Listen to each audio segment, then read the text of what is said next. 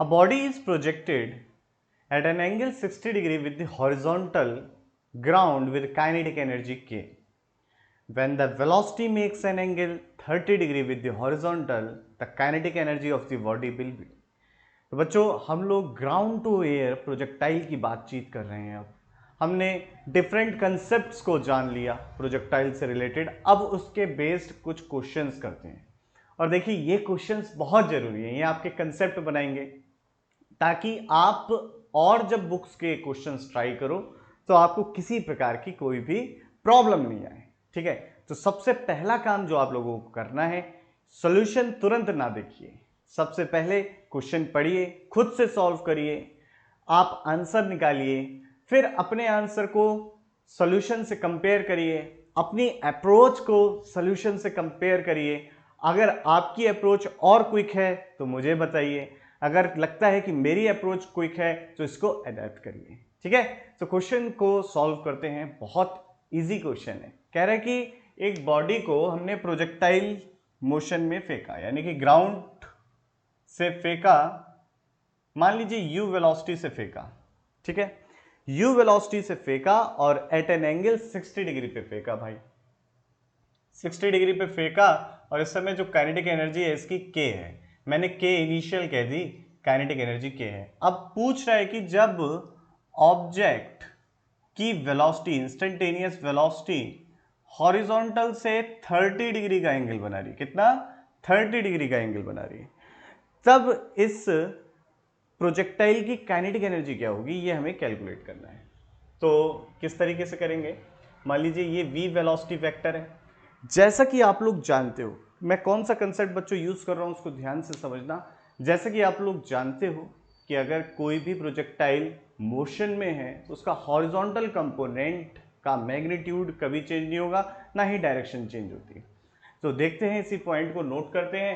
तो इस velocity vector का जो हॉरिजॉन्टल कंपोनेंट होगा वो क्या होगा, v cos 30। ठीक, और इस प्रोजेक्टाइल का इस पॉइंट पर जो हॉरिजॉन्टल कंपोनेंट होगा u cos 60 होगा।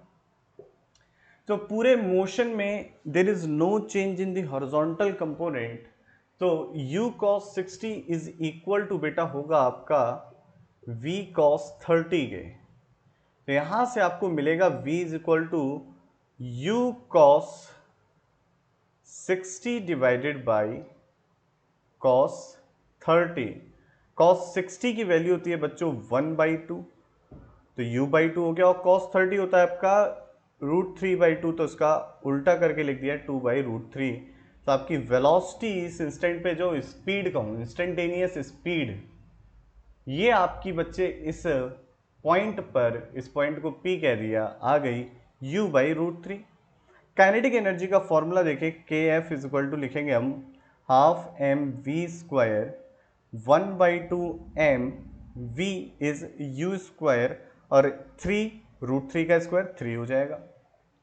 अगर मैं बात करूं बच्चों के initial kinetic energy, that is half M U square रहा होगा, हाफ एम यू स्क्वायर बच्चों। सिंपल बात है ये, क्योंकि इनिशियल स्पीड जो आपकी थी बेटा वो थी u। ठीक है, तो इसको जब सॉल्व करेंगे तो हमें क्या मिला, के इनिशियल कितना है, के इनिशियल है हमारी 1/2 एम यू स्क्वायर। तो यहां पर देखो के फाइनल जो है 1/2 एम यू स्क्वायर की वैल्यू क्या है, के इनिशियल, जो कि गिवन है आपको के बराबर, दैट इज k/3। तो आपको मिलता है फाइनल, या इस पॉइंट पर जो काइनेटिक एनर्जी है, ये काइनेटिक एनर्जी आपकी k/3 है। कौन सा ऑप्शन बनता है, ऑप्शन बी बनता है। फटाक से नोट कर लीजिए इस प्रॉब्लम को आप लोग प्लीज। और मैं अच्छा बोर्ड के सामने से हट जाता हूं, आप लोग नोट कर लीजिए।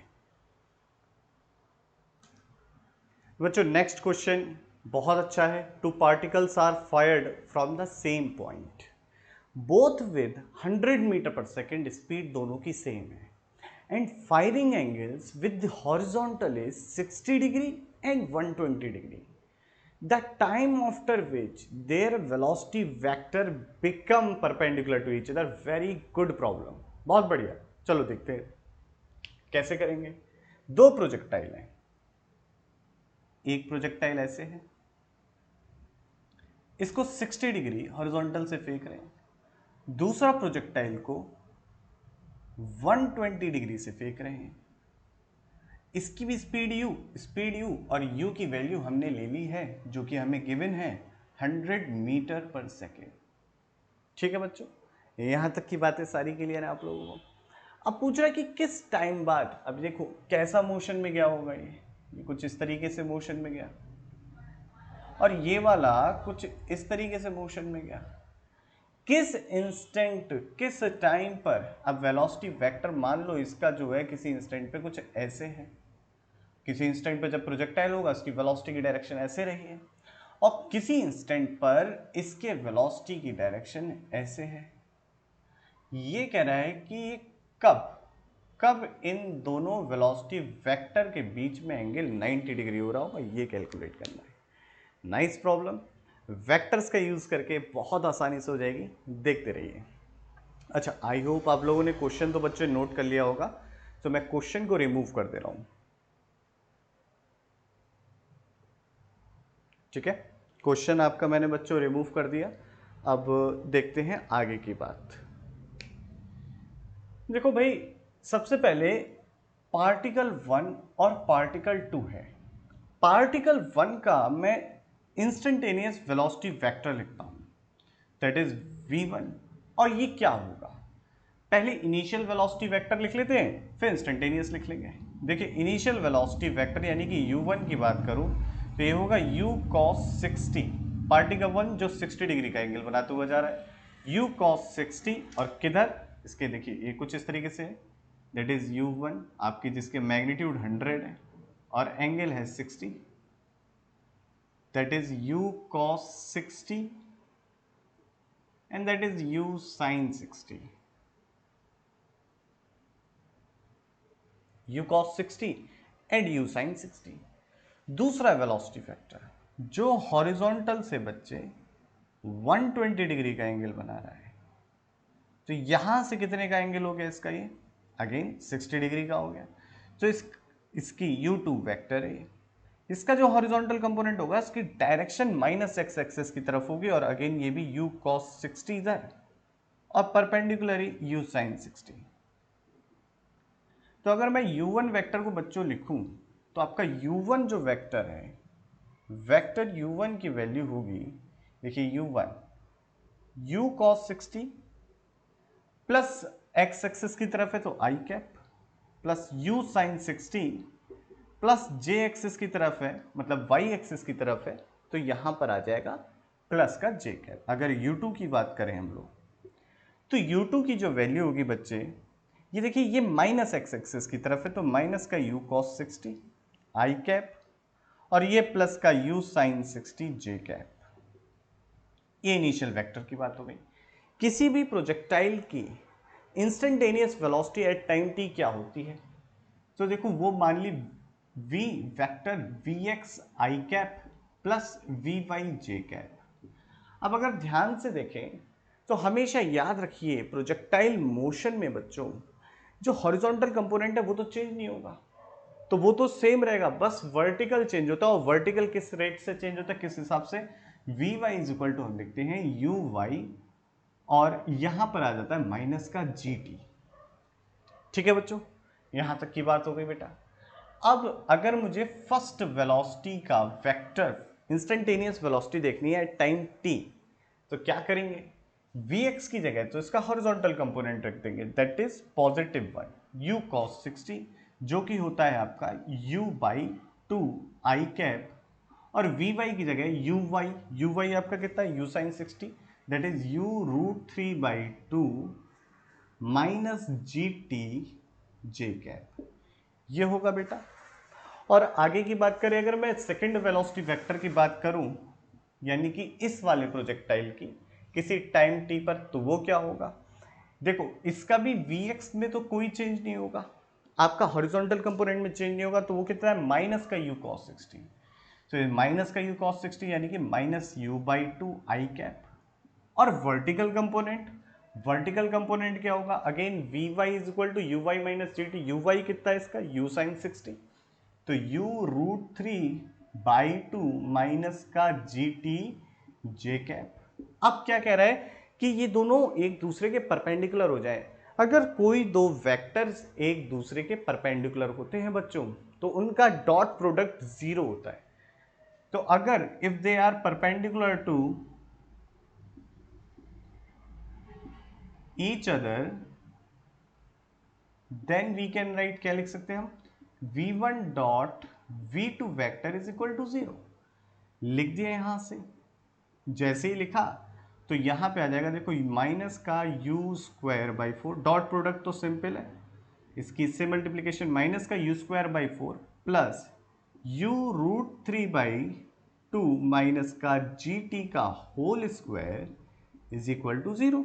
That is the dot product of v1 and v2, है ना आसान।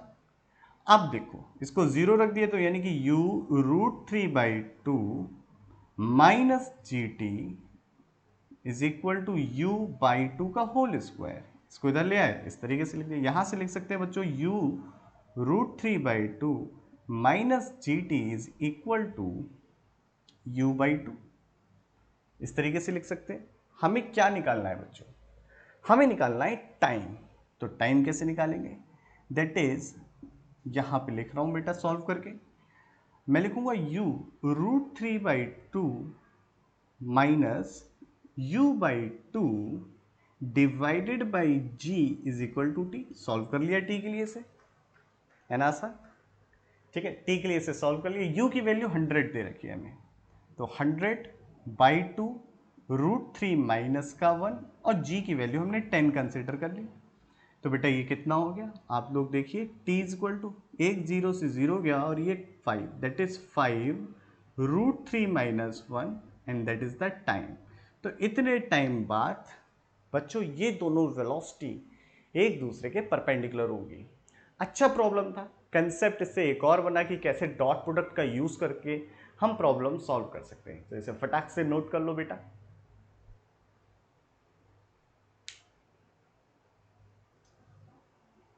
आइए बच्चों नेक्स्ट प्रॉब्लम देखते हैं। Projectile is projected from the ground with an initial velocity of 20 metre पर second at an angle of 30 degree with the horizontal.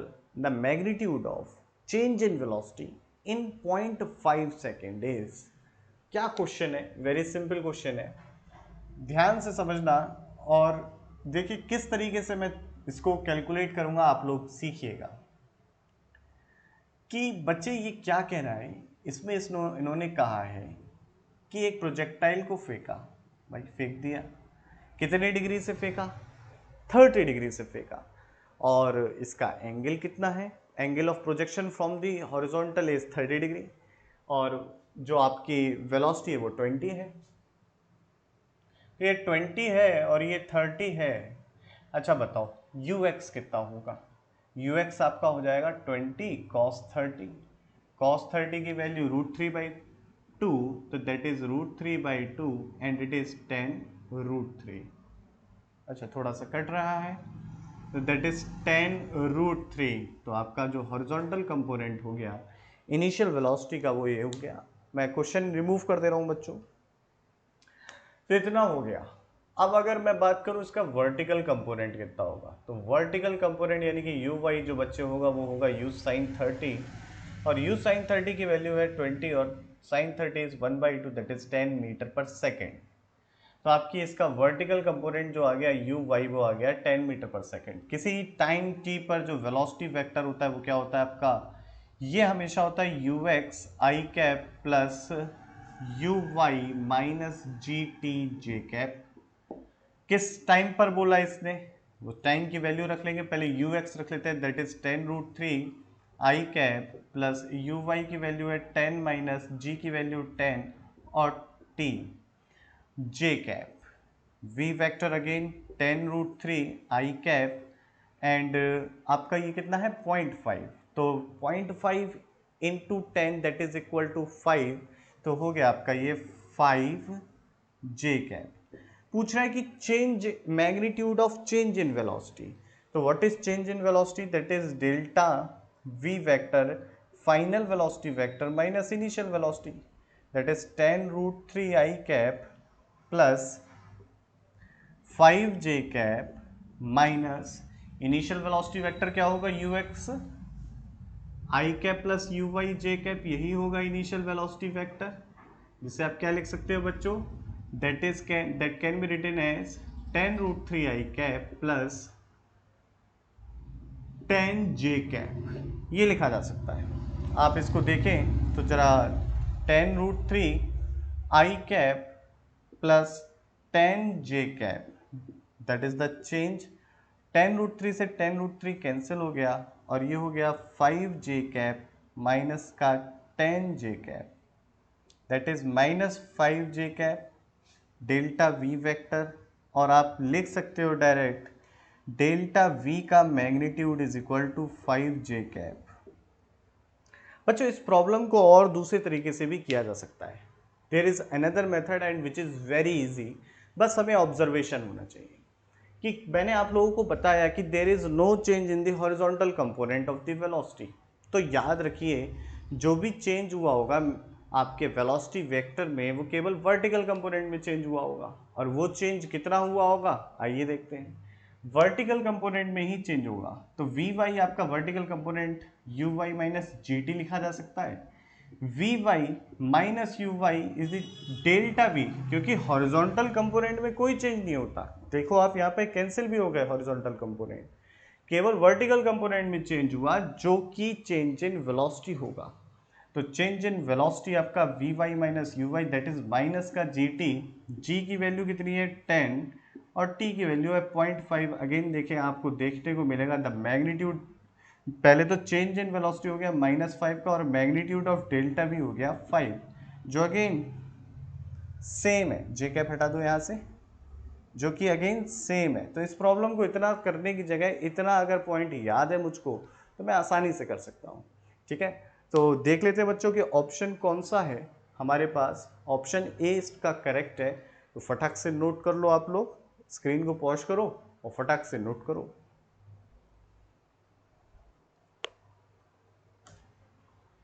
अब देखो बच्चों बहुत अच्छी प्रॉब्लम है ये भी ऑब्जर्वेशन अगर हमारा अच्छा है तो प्रॉब्लम बहुत आसान है। अगर हम ऑब्जर्व नहीं कर पाए चीज़ों को तो प्रॉब्लम डिफिकल्ट हो जाती है। तो ऑब्जर्व करेंगे किस तरीके से प्रॉब्लम सॉल्व करना है, इस चीज़ को देखेंगे। एक स्टूडेंट एक प्लैनेट पे पहुंच गया, उसने एक बॉल फेंक दी, बॉल ने कुछ पैराबोलिक ट्रिजेक्ट्री फॉलो करी, जैसे कि क्वेश्चन में आपको फिगर में दिखाई दे रहा होगा। ये कह रहा है the ball's position is shown at 1 second interval until t is equal to 3 second, यानी कि 1 से लेके 3 सेकेंड के बीच का इंटरवल में दिखाया कि क्या हो रहा है। 1 सेकेंड पर जो इसकी वेलोसिटी वेक्टर है वो 2 आई कैप प्लस 2 जे कैप है, और 2 सेकेंड पर ये बॉल अपने हाईएस्ट पॉइंट पे है। तो कुछ पैरामीटर्स गिवन है, हमें देखना है कि कौन सी चीज़ कितनी सही है। ठीक है, तो मेरे ख्याल से सबसे पहले हम डायग्राम बना लेते हैं, उसके बाद इसे सॉल्व करेंगे, और बहुत आसान तरीका बताऊंगा इसको सॉल्व करने का, ज़्यादा दिमाग चलाने की ज़रूरत ही नहीं होगी। तो सबसे पहले डायग्राम बनाते हैं बच्चों, that is y and that's our x axis, and the projectile is like this, and t is equal to at t is equal to 2 second it is at the maximum height, and t is equal to 1 second and 3 second is like this, that is t is equal to 3 second and that is t is equal to 2 second. The velocity vector at this point is v vector, and v is given to us, v is equal to 2i cap plus 2j cap, 2i cap plus 2j cap is equal to the velocity vector. ठीक है, question remove कर दे रहा हूं, आप लोगों के पास है ही, note कर लिया होगा। अब बच्चे क्या क्या पॉइंट हैं, सबसे पहले देखो t इज इक्वल टू 2 पर ये मैक्सिमम हाइट पर है। मैं कहता कि इसके पीछे का मैं देख ही नहीं रहा, मैं इससे पीछे का देख ही नहीं रहा, मैं केवल ये मान लेता कि इसी से यहाँ से नीचे वाला भूल जाता हूँ, मैं यहाँ से कंसिडर कर लेता हूँ t is equal to, this is not the 1, this is 2 नहीं था, ये 1 था बच्चों। मैं यहाँ से ही कंसिडर कर ले रहा हूँ मोशन, और मान लेता हूँ ये एक प्रोजेक्टाइल है, मैं मान लेता हूँ ये एक प्रोजेक्टाइल मोशन है जो 1 से लेके 3 के बीच का है, और तब उस केस में जो आपकी इनिशियल वेलोसिटी वेक्टर हो जाएगा वो 2i cap plus 2j cap हो जाएगा। तो अगर यहाँ से यहाँ तक कंसीडर करूँ मैं बच्चों इस चीज़ को, तो देखो टाइम ऑफ फ्लाइट क्या हो जाता है। टाइम ऑफ फ्लाइट का जो यानी कि इस टाइम से लेके इस टाइम के बीच का time interval time of flight बन जाएगा। ठीक है, तो वो टाइम ऑफ फ्लाइट जो आपका डेल्टा टी है वो 2 सेकेंड का हो गया। टाइम ऑफ फ्लाइट का फॉर्मूला याद करो आप लोग, t f is equal to होता है ग्राउंड टू ग्राउंड प्रोजेक्टाइल की बात कर रहा हूँ, और इसी को मैंने अपना लेवल बना लिया है, रेफरेंस लेवल, और ग्राउंड सेट कर लिया है। तो टाइम ऑफ फ्लाइट का फॉर्मूला होता है 2u sin थीटा पाई जी, और आप जैसा कि जानते हैं जी की जगह यहाँ पर कोई और प्लेनेट है, तो मैंने इसे ए लिख दिया क्योंकि एक्सेलरेशन ड्यू टू ग्रेविटी वहाँ पर ए मान ली मैंने। ठीक, तो आप जैसे जानते हैं यू साइन थीटा क्या होता है आपका vertical component of the initial velocity, जो यहाँ पर कितना है 2, यही तो है। ये मैंने ग्राउंड बच्चों सेट कर लिया, तो यही होगा। तो बेटा मैं टी एफ में ये रखता, टी एफ की वैल्यू टाइम ऑफ फ्लाइट की 2 सेकेंड, 2 यू साइन थीटा की जगह रखता 2, और यहाँ पर आ गया ए, तो ए की वैल्यू होगी 2 into 2 divided by 2, that is a is equal to 2 metre पर सेकेंड स्क्वायर। एक तो ये चीज़ पता चली, तो ऑप्शन देखो कोई सा करेक्ट आ रहा है क्या, a is equal to 2 metre पर सेकेंड, फटाक से देखो। हाँ भाई, कौन सा option, a is equal to 2 metre पर सेकेंड स्क्वायर, आपका ऑप्शन ए करेक्ट हो गया। क्या और ऑप्शन भी करेक्ट हो सकते हैं, इस चीज़ को देखें, क्या इसके और ऑप्शन भी करेक्ट हो सकते हैं? तो देखो, the speed of the ball at the highest point is 3 metre पर सेकेंड, इस चीज़ को चेक करें। तो जब ये मैक्सिमम पोजीशन पे पहुंचेगा तो इसका वर्टिकल कंपोनेंट क्या हो जाना चाहिए, 0 हो जाना चाहिए। तो कौन सा कंपोनेंट केवल बचता है वेलोसिटी में, हॉरिजॉन्टल कंपोनेंट, और हॉरिजॉन्टल कंपोनेंट पूरी the through out the motion क्या नहीं होता, चेंज नहीं होता। तो इसका मतलब जो वेलोसिटी वेक्टर रहा होगा वो उसमें केवल हॉरिजॉन्टल कंपोनेंट रहा होगा एट मैक्सिमम हाइट, जो कि 2y कैप है, और ये तो 0 हो गया। अगर इसका मैग्नीट्यूड बात करूं एट द मैक्सिमम हाइट पे, जो वेलोसिटी उसके मैग्नीट्यूड की बात करूं तो वो 2 होगा। तो यहाँ पर जो लिखा था हमें कि t इज इक्वल टू आपका जो मैक्सिमम हाइट वाली बात है, वहाँ पर इसकी वेलोसिटी 3 मीटर पर सेकेंड स्क्वायर है, मीटर पर second not the square, metre पर सेकेंड है, वो हमारे गलत हो जाती है। तो देखो कौन सा ऑप्शन गलत हुआ हमारा, ऑप्शन भी गलत हो गया भाई। अब कह रहे हैं the speed of the ball at t is equal to 3 second is, ये देख लेते हैं। तो बच्चे t is equal to 3 second पर जो आपकी वेलोसिटी है उसका मैग्नीट्यूड क्या होगा। तो भाई ध्यान से देखो, अगर मैं बात करूं t इज इक्वल टू 1 पर मुझे गिवन है, तो t हॉरिजॉन्टल कंपोनेंट में कोई भी चेंज नहीं होता, हॉरिजॉन्टल कंपोनेंट में कोई भी चेंज नहीं होता।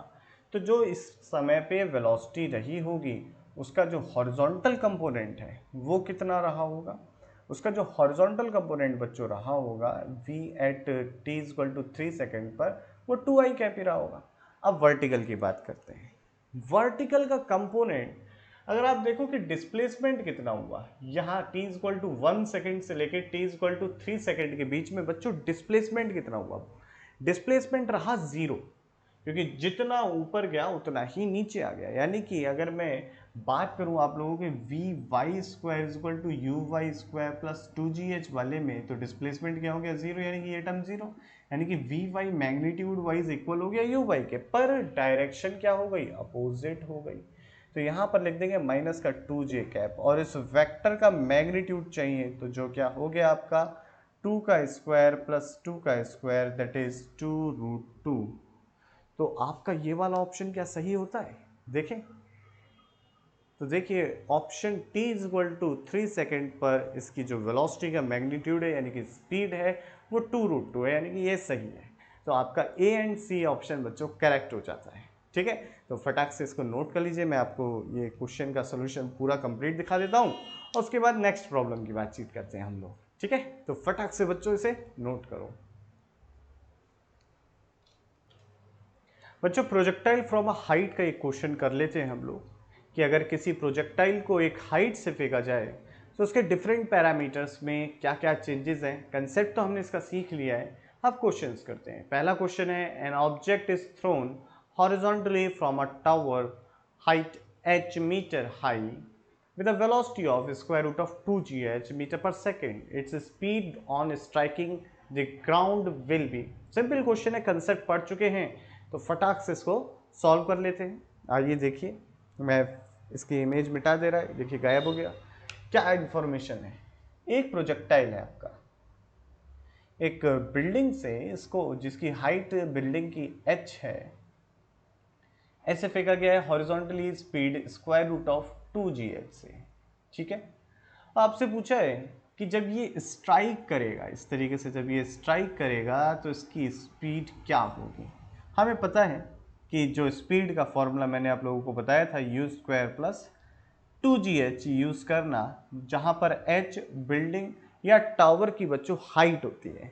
तो इसको हमने यूज़ किया तो यहाँ पर हो गया square root of u square, ये u की वैल्यू आपकी कितनी है स्क्वायर रूट ऑफ 2gh, तो इसका स्क्वायर 2gh हो गया प्लस 2gh हो गया। तो बच्चे ये कितना हो गया, ये हो गया आपका 4gh, 4gh that is 2 square root of gh. So this is our answer and it's so simple. तो देखते हैं कौन सा ऑप्शन बनता है। Okay, so option C is correct. ठीक है, अब फटाक से नोट कर लो, मैं नेक्स्ट प्रॉब्लम कराता हूं जब तक। ठीक, अगली प्रॉब्लम बहुत आसान। A food packet is dropped from a plane moving horizontally with velocity 50 meter per second at a height of 500 meter. Find the angle with the horizontal which the velocity vector makes at the time when it reaches the ground. Option देखिए ध्यान से जरा, tan inverse -2, tan inverse 1/2 और C option है -45 और D option है 53। Option को देख के बच्चों एक ऑब्जर्वेशन मिलता है, एंगल नेगेटिव और पॉजिटिव की बात हो रही है। अब नेगेटिव और पॉजिटिव कब आता है आपका, क्लॉकवाइज और एंटी क्लॉकवाइज सेंस की, यानी कि इस क्वेश्चन में हमें एंगल का सेंस लेना भी ज़रूरी।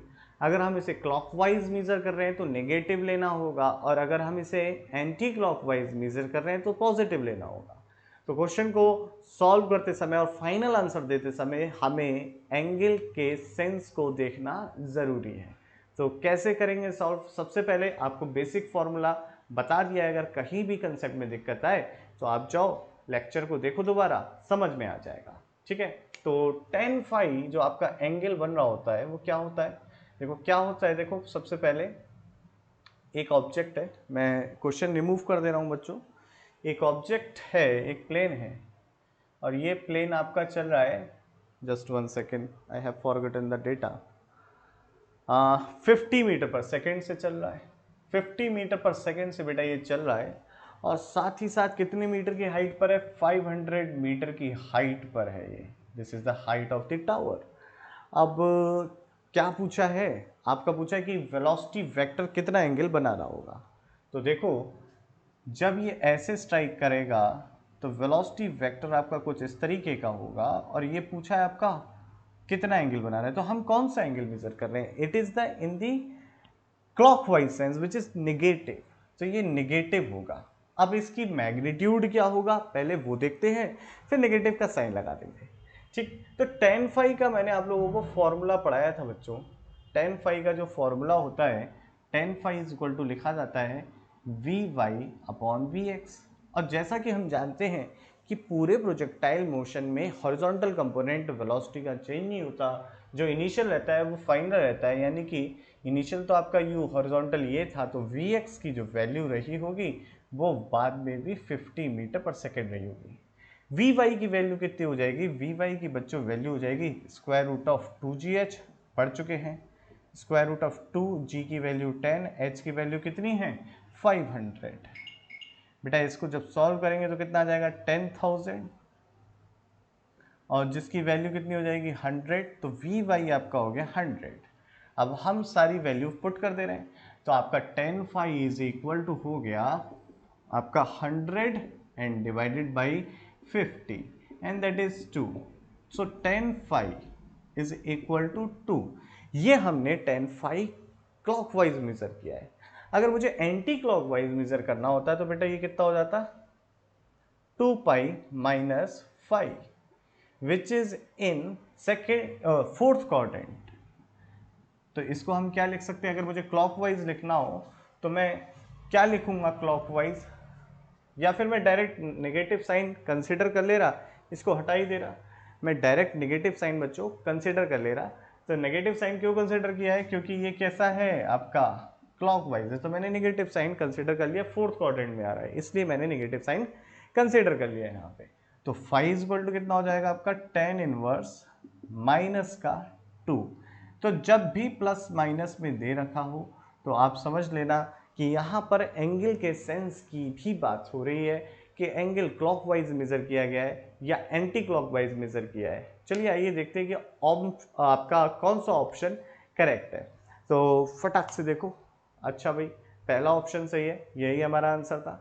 अब इस प्रॉब्लम को फटाक से सॉल्व कर लो, नोट कर लो, लेकिन चीटिंग नहीं करना, पहले खुद से करो और फिर दोबारा मेरा सोल्यूशन देखो, ठीक है। तो फटाक से नोट करो बच्चों।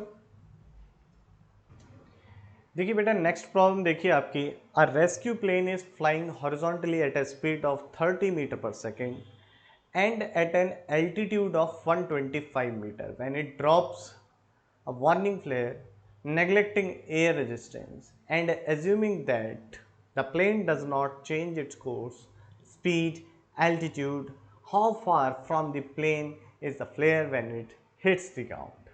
मतलब ये एक प्लेन है, ठीक है, इसे एक ऑब्जेक्ट को थ्रो किया गया है, थ्रो मतलब जस्ट रिलीज कर दिया गया, पूछ रहा है कि कितनी दूर जाके इस प्लेन से वो ऑब्जेक्ट गिरेगा, ठीक है।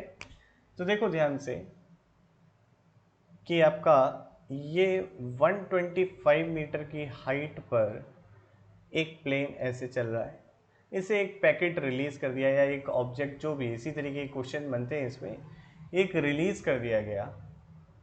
अब देखो जब रिलीज किया गया, अच्छा इसकी स्पीड कितनी है बच्चे, पहले ये नोट कर लेते, 30 मीटर पर सेकेंड। जब रिलीज किया गया तो जो इस प्लेन की स्पीड होगी वही इसके ऑब्जेक्ट की स्पीड होगी इस डायरेक्शन में, क्योंकि हॉरिजॉन्टल डायरेक्शन में कोई भी फोर्स नहीं लगा है। साथ ही साथ जब जस्ट रिलीज किया गया तो सेम वेलोसिटी को फॉलो करता है आपका ऑब्जेक्ट जिससे वो रिलीज हुआ हो, ठीक है, उसी की वेलोसिटी को, जस्ट सेम इनिशियल वेलोसिटी वही हो जाती है इसकी, ठीक है। आसान कंसेप्ट है, डिस्कस कर चुके हैं हम लोग पहले भी। तो जब ऑब्जेक्ट को रिलीज किया गया तो इसकी भी जो इनिशियल वेलोसिटी होगी वो 30 मीटर पर सेकेंड होगी।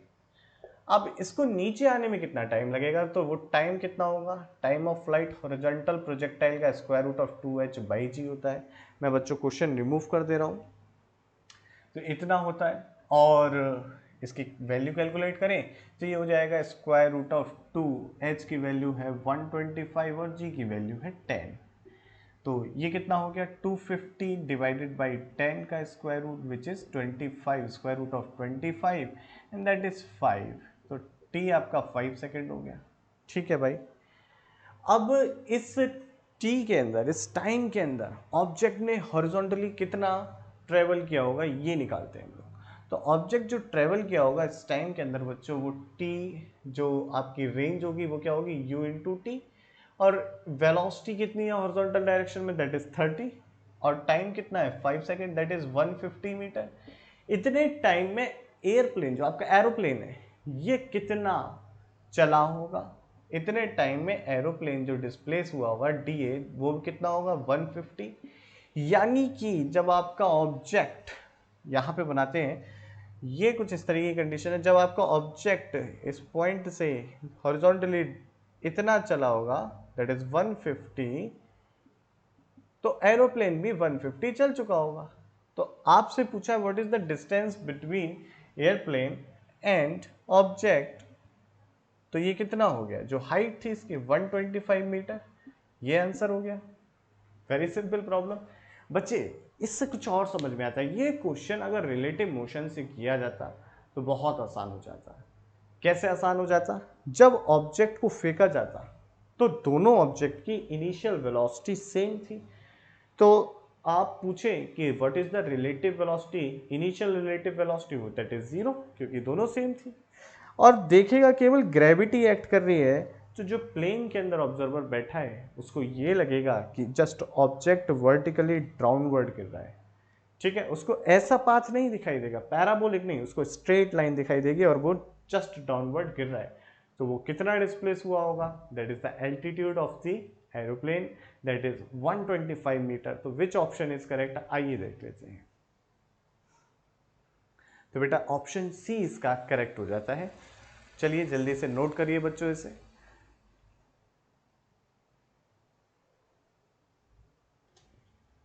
बच्चों नेक्स्ट क्वेश्चन देखते हैं। A ball is thrown horizontal from the top of the tower of 40 metre height. ठीक है, the ball strikes the ground at a point 80 metre from the bottom of the tower. Find the angle that velocity vector makes with the horizontal just before the ball hits the ground।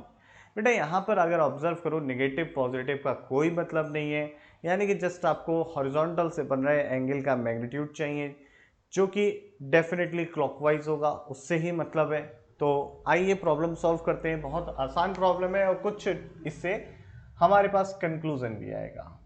क्या conclusion आएगा देखेंगे। एक object को बेटा फेंका गया है, throw किया गया है, 80 मीटर हाइट है इसकी। Just let me check another, what is the height, sorry that is the 40 metre. 40 metre बच्चों इसकी हाइट है। और जब ये फेंका गया तो जाके गिरा, और ये कितनी दूर जाके गिरा, 80 मीटर जाके गिरा। अब ये पूछ रहा है कि जब ये स्ट्राइक करेगा तो वेलोसिटी वेक्टर कितना एंगल बना रहा होगा, ये फाइंड करना है, दैट इज द फाई। आप लोग में से कुछ लोग सोचेंगे कि एक काम करो ना, ये लाइन मिला दो और 10 निकाल लो, आ जाएगा आंसर। ये रॉन्ग हो जाएगा, ये गलती मत करना। जब मैं क्लास 11 में था मैंने ये बेवकूफ़ी करी थी, ठीक है। अरे देखिए, सबसे पहली बात समझिए कि आप बड़े से बड़ा आदमी उठा के देख लो, कोई से भी, किसी की भी बात कर लो, चाहे कितना बड़ा, जो आज सक्सेसफुल है उसने ज़िंदगी में बहुत फेलियर देखे होंगे, तभी वो आज इतना सक्सेसफुल है। लेकिन उसके अंदर एक चीज़ थी, that is the firm determination, मेहनत करने की आदत। तो वो मेहनत करने की आदत यानी कि लगातार प्रयास करने की आदत जिसमें होती है वो डेफिनेटली सक्सेस पाता है। तो इसलिए अगर आपसे सवाल नहीं होते, गलत हो जाते हैं, आंसर नहीं आता, कैलकुलेशन में एरर हो जाती है, तो बस एक ही काम करना है, प्रैक्टिस प्रैक्टिस प्रैक्टिस। इसके अलावा कुछ नहीं करना, कुछ नहीं सोचना कि मैं ऐसा क्यों हूँ, मेरी ज़िंदगी में शनि भारी हो गया है, राहु भारी हो गया है, कुछ नहीं सोचना है ऐसा। सिंपल आपको करनी है practice, a lot of practice. Concept को देखो, बार बार समझो, नहीं समझ में आता दोबारा देखो, नहीं समझ में आया तो फिर पूछो, लेकिन एक काम करना है, उसके अलावा कोई काम नहीं सोचना, ठीक है, कि शनि राहु केतु के चक्कर में नहीं पड़ना है। काम क्या करना है, प्रैक्टिस प्रैक्टिस एंड प्रैक्टिस। ठीक है, अब अपनी प्रॉब्लम को देखते हैं। आई होप आपने नोट कर लिया होगी प्रॉब्लम। तो बेटा देखो कितना एंगल बना रहा होगा इसको देखते हैं। तो सबसे पहले हमें पता है tan फाई जो एंगल होता है आपका v y upon v x होता है।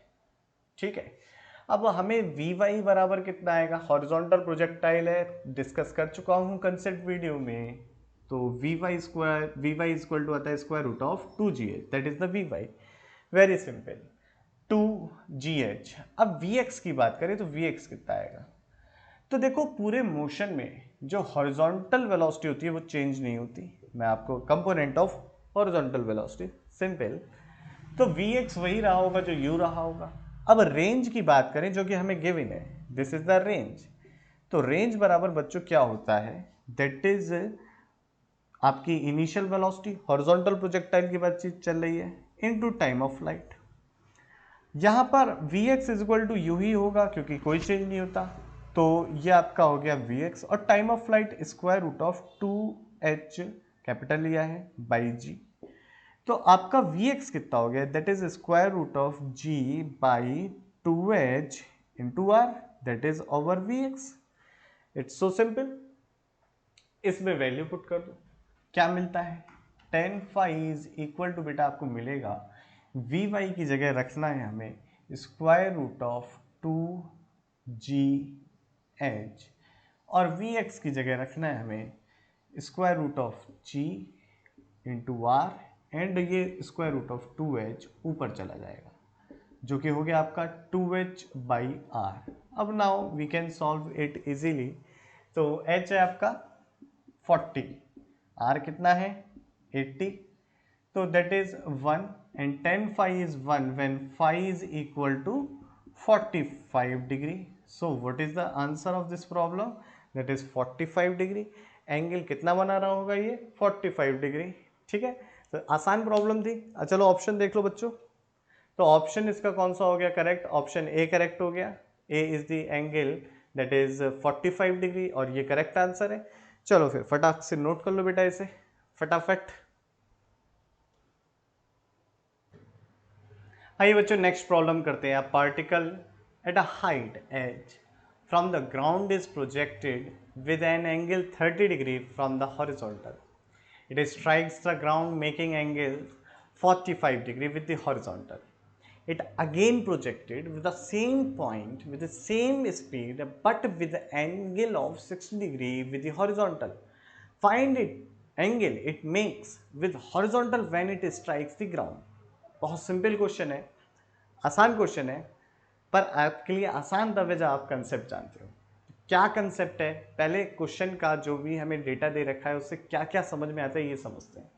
कि एक पार्टिकल को ना एच हाइट से फेंका जा रहा है। पहले फेंका गया उसे 30 डिग्री पे। जब 30 डिग्री पे फेंका तो जब वो ग्राउंड पे स्ट्राइक किया तो उसने जो एंगल बनाया वो कितना बनाया 45 डिग्री का। 45 डिग्री का बच्चे उसने एंगल बनाया। अब अगेन सेम स्पीड से सेम पॉइंट से फेंका गया लेकिन इस बार 60 डिग्री से फेंक रहे हैं, तो कितना ग्राउंड से एंगल बनाएगा ये जानना है। तो पहले देख लेते हैं, डायग्राम बना लेते हैं। क्या डायग्राम बनेगा कि पहले जब 30 डिग्री से फेंका इसको, यू मान ली स्पीड, तो ये जब ग्राउंड पे हिट करा बेटा, यहाँ पर जब ये हिट करा आपका इस तरीके से, तो इसने एंगल बनाया 45 डिग्री का। अब ये कह रहे हैं कि 60 डिग्री से जब फेंकेंगे तो ये कितना एंगल बनाएगा जो भी है। अब ये थोड़ा सा टाइम इसका ये पीछे जाके गिरेगा। क्यों गिरेगा, क्योंकि u cos 60 कम हो गया है। ठीक है, बहुत सारी चीज़ें बात की हैं कि क्या आगे गिरेगा पीछे गिरेगा, ये सब कैलकुलेशन बाद में देखा जा सकता है। हमें देखना है कि ये कितना एंगल बना रहा होगा, ये हमें जानना है कि ये कितना एंगल बनाएगा। ठीक है, तो देखें। अच्छा, मैं क्वेश्चन हटा दे रहा हूँ बच्चों। अगर आप लोगों ने नोट नहीं किया है तो अभी कर लो स्क्रीन पॉज और नोट कर लो, और नोट कर लिया है तो वेरी गुड। बेटा सबसे पहले सेम स्पीड से but this time angle is 60 degree. तो आइए सबसे पहले tan फाई का फॉर्मूला देखो। tan phi is equal to होता है square root of u square plus 2gh। अच्छा, यहाँ पर यू स्क्वायर नहीं होता, वर्टिक यू वाई स्क्वायर होता है आपका, u y square upon u x. ये फॉर्मूला हम पढ़ चुके हैं, कंसेप्ट वीडियोस में देखा था हमने इसकी। अब यू वाई आपका कितना है, दैट इज फर्स्ट केस की बात हो रही है, तो ये you square sine square 30 I think सभी को पता होगा। वर्टिकल कंपोनेंट वेलोसिटी का जो आएगा फॉर द केस 30 के लिए ये कितना आएगा यू साइन 30, और हॉरिजॉन्टल कंपोनेंट यू कॉस 30। इसकी वैल्यू रख दी, हाइट h है 2gh divided by you x is you cos 30, ऐसे ही रख दिया। अब इस समय जो एंगल बन रहा है 45 बन रहा है, यानी कि tan 45 phi is equal to 45 tan 45 that is 1। तो यहाँ से लिख सकते हैं square root of u square sine square 30 plus 2gh is equal to u cos 30। So u cos 30 is equal to square root of u square sin square 30 plus 2gh। Square कर लिया है, यहाँ से आया u square cos square 30 minus u square sine square 30 is equal to 2gh। तो यहाँ से बच्चे जो डेटा मिलता है u स्क्वायर, और ये हो गया आपका cos square 30 minus sign square 30 cos 60 के बराबर आएगा, क्योंकि cos square theta minus sign square theta बराबर होता है आपका 2 cos 2 थीटा। तो यही वाला फॉर्मूला यूज करके cos 60 और cos 60 is 1/2। So u square is equal to 2gh and u is equal to square root of 4gh। Small h है, स्मॉल h कर दे रहे हैं, स्मॉल h। ठीक, u की वैल्यू आ गई। अब क्या चाहिए, अब सेकंड केस में पूछ रहा है कि सेकंड केस में कितना एंगल होगा। तो सेकंड केस की बातचीत चलो यहाँ लिख लेते हैं, यहीं से शुरुआत कर लेते हैं इसकी सेकंड केस की। तो मान लिया सेकंड केस में फाई एंगल है, उसके लिए क्या लिखेंगे again you square sine square, angle कितना है 60 से फेंक रहे हैं, हाइट सेम है 2gh और स्पीड भी सेम स्पीड से फेंक रहे हैं। यहाँ पर आ जाएगा u cos 60। अब u की वैल्यू पुट कर दो। अच्छा u साइन स्क्वायर 60 कितना होगा, देखो साइन 60 की वैल्यू बच्चे होती है √3/2, तो आपकी साइन स्क्वायर 60 की वैल्यू हो गई 3/4। ठीक है, तो ये हो गया u स्क्वायर 3/4 और u स्क्वायर की वैल्यू कितनी है 4gh, 3/4 plus 2gh, small H है बेटा तो स्मॉल एच ही कर ले रहे हैं, सेम नोटेशन यूज कर रहे हैं, कोई फर्क नहीं पड़ता वैसे, लेकिन यूज हम सेम ही करेंगे। और u again square root of 4gh and cos 60 is 1/2, cos 60 is 1/2। यहां से देखो 4 से 4 हो गया कैंसिल, तो कितना हो गया ये 5gh। ठीक है 5gh आ गया स्क्वायर रूट ऑफ, अरे भाई small h square root of 5gh, और ये 2 बाहर आ जाएगा स्क्वायर रूट ऑफ 4gh में से 4 बाहर आएगा तो क्या हो जाएगा 2 बन जाएगा, और वो 2 बन जाएगा तो 2gh और स्क्वायर रूट ऑफ gh यहाँ रह जाएगा, इस 2 को ये 2 मार देगा तो tan phi की वैल्यू बेटा ये आ गई। और यहाँ से हमें देखने को मिलेगा कि tan phi is equal to आ गया आपका स्क्वायर रूट ऑफ 5, जहाँ से हम लिख सकते हैं कि phi इज इक्वल टू हो गया tan inverse of square root of 5, जो कि आपका क्लॉकवाइज एंगल होगा हॉरिजॉन्टल से, यानी कि ये वाला एंगल होगा।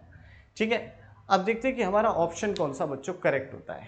ठीक, तो देखो आप लोग tan inverse square root of 5 option C है, और ऑप्शन सी बच्चों करेक्ट हो जाता है। फटाफट इसे नोट कर लो, कोई समस्या है तो पूछना। अब मैं ये क्वेश्चन गायब कर देता हूँ यहाँ से, और आप लोग स्क्रीन पॉज करो और कंप्लीटली इसे नोट कर लो। आइए बच्चों नेक्स्ट प्रॉब्लम देखते हैं।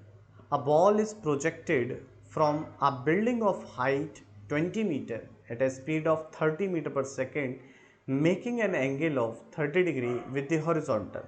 ठीक है, क्वेश्चन का डेटा दे रखा है, बना लेते हैं डायग्राम इसका। एक ऑब्जेक्ट को फेंका जा रहा है, हाइट कितनी है बच्चों, यहाँ पर हाइट है आपकी 20 मीटर, और एंगल कितना फेंका है यहाँ से, एंगल आपका गिवन है, एंगल है 30 डिग्री। स्पीड ऑफ प्रोजेक्शन जो है 30 मीटर पर सेकेंड है स्पीड ऑफ प्रोजेक्शन, और सारा पैरामीटर ले लिए हैं हमने। अब यहाँ पर ऐसे कुछ स्ट्राइक कर रहा है, यहाँ पर ये इस तरीके से like this, and this angle is beta. ठीक, और this point is D, and ये जो डिस्टेंस आपको दे रखी है ये भी कैपिटल डी है, इसको हटा देते हैं। अब क्या क्या चीज़ें पूछी हैं ऑप्शन से देखते हैं क्या निकाल सकते हैं। सबसे पहले टाइम ऑफ फ्लाइट पूछ लिया है, दूसरा बीटा एंगल और डी रेंज की भी बात कर ली है। तो ये 3 पैरामीटर कैलकुलेट करके हम देखते हैं कि कौन कौन से बच्चों ऑप्शन करेक्ट हो जाते हैं। यहाँ पर मैं फिगर हटा रहा हूँ, अगर किसी ने नोट नहीं किया तो स्क्रीन पॉज करके नोट कर लो, उसके बाद सॉल्यूशन देख लेना, लेकिन पहले खुद से ट्राई करना दोस्तों। ठीक है, तो पहले खुद से ट्राई करो। चलो तो बच्चों सॉल्यूशन देखते हैं इसका कैसे सॉल्व करें। सबसे पहले हम vertical component of initial velocity लिखते हैं, that is u sin 30, u की वैल्यू है 30 और sin 30 is 1/2, that is 15 metre पर सेकेंड। u x की बात करें तो u cos 30, u cos 30 की वैल्यू बेटा कितनी होती है, u आपका है 30 और u cos 30 हो गया आपका 15√3। आई थिंक शायद इसमें किसी को कोई प्रॉब्लम ना हो। अब ये पूछ रहा है कि टाइम ऑफ फ्लाइट, तो टाइम ऑफ फ्लाइट के लिए हमें देखना पड़ेगा कि वर्टिकल डिस्प्लेसमेंट कितना हुआ। तो ऑब्जेक्ट नीचे आया, वर्टिकली नीचे आया, कितना 20, यानी कि इनिशियल पॉइंट तो इसका ऊपर रहा और फाइनल पॉइंट नीचे, यानी कि डिस्प्लेसमेंट हुआ -20। तो हमारा डिस्प्लेसमेंट है -20। Second equation of motion use कर रहा हूं मैं, और इनिशियल वेलोसिटी ऊपर की तरफ है तो इसलिए पॉजिटिव 15 टी माइनस एक्सेलरेशन नीचे की तरफ है G T tan t square. तो बेटा ये हो गई आपकी इक्वेशन। अब यहाँ से अगर देखो तो ये हो गया आपका 5, इसे सॉल्व करते हैं और तो क्या मिलेगा इसको देखो, that is 5t square minus 15t और माइनस का हाँ यस सही है, इज इक्वल टू 0। अगर 5 से डिवाइड करते तो टी स्क्वायर माइनस का आपका कितना हो गया, ये T square minus 3t minus का 20, oh sorry not the 21, that is 4 is equal to 0। क्या रूट्स हो सकते हैं, एक तो हो सकता है t plus 1 and t minus का 4, दैट आर द वैल्यूज, ये हमने फैक्टर कर लिए इसके, और t इज इक्वल टू बेटा यहाँ से आ गया 4।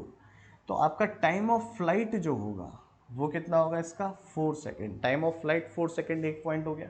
d की वैल्यू कैलकुलेट करते हैं, दैट इज द रेंज। तो d कितना होगा, देखिए आप लोग d यानी कि ये डिस्टेंस रेंज की बात कर रहा हूँ, तो क्या होता है horizontal component of velocity that is u cos 30, that is 15 root 3 and time of flight 4 second, that is 60 into root 3 metre. ये आपकी हो गई आपकी रेंज। और रेंज के बाद जो कैलकुलेट करना है बीटा एंगल, तो what is the tan beta, tan beta is equal to square root of u square sine square theta plus 2gh divided by u cos theta.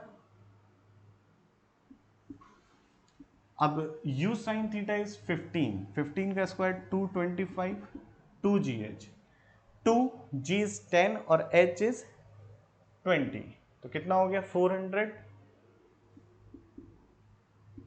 Divided by u cos 30, 15 root 3, और ये हो गया 625, और जिसका square root बच्चों कितना होगा 25, तो 25 divided by 15 root 3, so what is this 5 से गया 3 divided by root 3, 5 not sorry, that is 5 and here 3, so that is 5 divided by 3 root 3, so beta angle is equal to tan inverse 5 3 root 3, that is the angle beta। ठीक है, ये हो गया अपना beta angle. Option देख ले फटाफट, ठीक है फटाफट आप लोग भी देखो ऑप्शन क्या होंगे।